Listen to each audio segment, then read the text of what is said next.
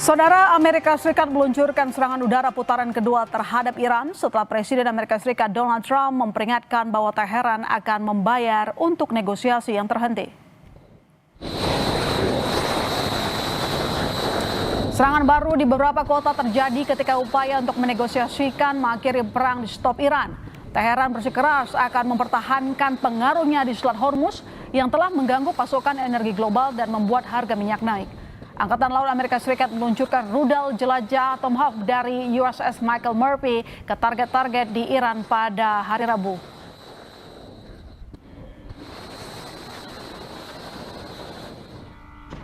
Amerika Serikat meluncurkan serangan udara ke wilayah Iran pada Rabu waktu setempat dan Presiden Amerika Serikat Donald Trump mengancam akan lebih banyak lagi yang akan datang ke Iran usai helikopter tempur Amerika Serikat ditembak jatuh oleh militer Iran. Trump juga memperingatkan bahwa Teheran akan membayar untuk negosiasi yang dihentikan.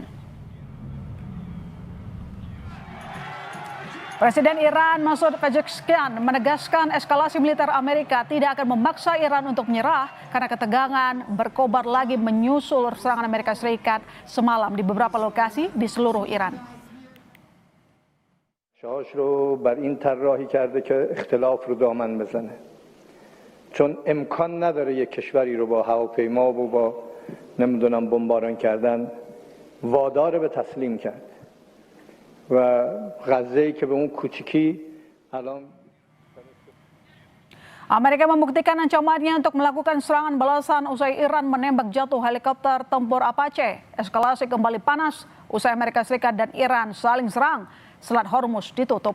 Lalu apakah Iran akan kembali membombardir sekutu Amerika Serikat di kawasan? Kita bahas bersama pakar strategi PPAU juga alumni US Air War College, Agung Sasongko Jati. Selamat sore Pak Agung. Selamat sore. Ya, Iran Amerika Serikat saling serang dan Amerika Serikat mengatakan tidak lagi menahan diri. Sejumlah serangan diluncurkan. Seberapa besar perang yang akan terjadi dengan sisa kekuatan dari masing-masing negara? Jadi serangan yang dilakukan ini kan memang adalah bagaimana ada terjadi kecelakaan itu pesawat helikopter angkatan udara Amerika, angkatan darat Amerika sebetulnya ditembak dengan kayaknya seperti dengan rudal Shahed 23, rudal tapi bersifat drone karena kecepatannya cuma tidak kecepatan suara tapi sekitar 700-800 km per jam.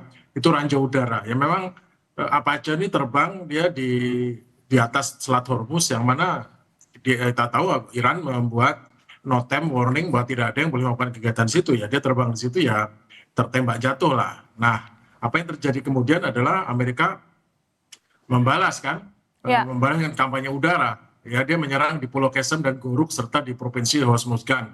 Jadi apa yang dilakukan oleh mereka ini adalah kombinasi daripada serangan militer, namun juga penekanan untuk agar segera Iran menyetujui proposal yang diajukan dari Amerika. Jadi sebetulnya ada koersif diplomasi yang dilanjutkan lagi, tapi sekarang dengan lebih keras lagi. Tapi menurut Pak Agung sendiri, apakah Iran akan mempertahankan posisinya? Meski sebelumnya kalau kita lihat, ini disampaikan juga kepada Amerika Serikat bahwa silakan tinggalkan medan perang jika AS akan menguji tekad kami. Nanti dijawab kami saudara, tetap di Kompas Petang.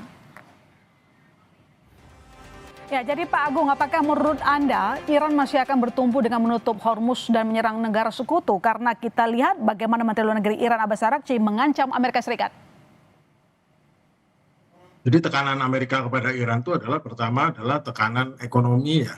Dengan menutup Selat Hormuz, sanksi ekonomi jelas dari dulu ya. Kemudian menutup Selat Hormuz sehingga tidak bisa kapal masuk dan keluar, ekspornya Iran dianggap tidak bisa keluar, ekspor minyak lah khususnya.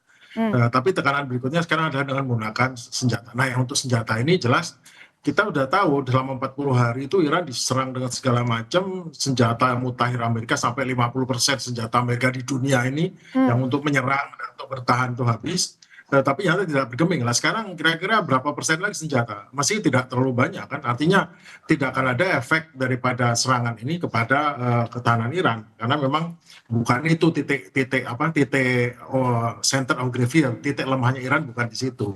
Jadi maksud serangan Amerika itu menurut Anda apa? Cuma mengancam aja?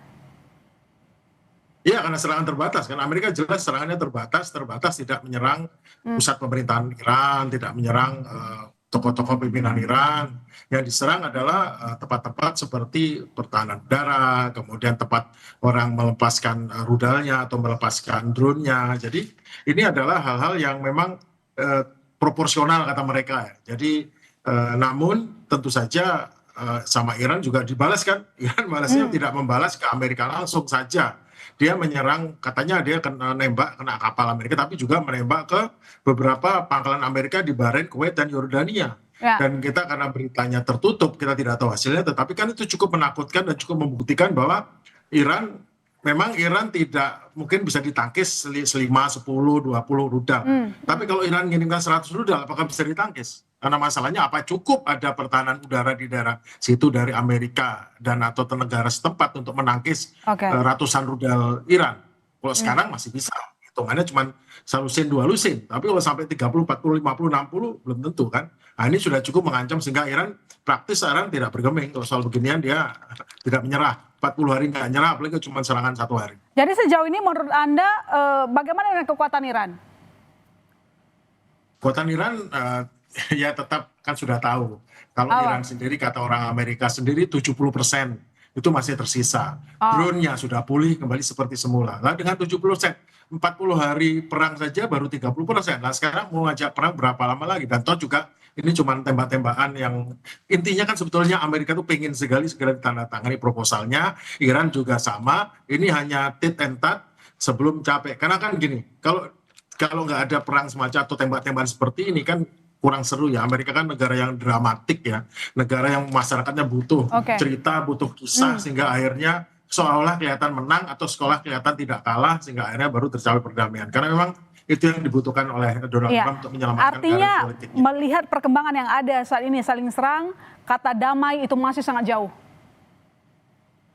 Damai dalam pandangan Amerika lah, damai dengan dimana kelihatan dia lebih dapat keuntungan nuklir Iran ini, dan damai di bidang Iran lah dia dapat uangnya, dia bisa menjual dengan bebas. Perdamaian yang memiliki tafsir yang berbeda-beda di negara. Tetapi perdamaian yang dalam versi mereka mungkin dalam waktu dekat, tapi perdamaian dalam versi kita masyarakat normal mungkin masih jauh itu. Baik, terima kasih Pak Agung telah bergabung di Kompas Petang. Sampai bertemu lagi.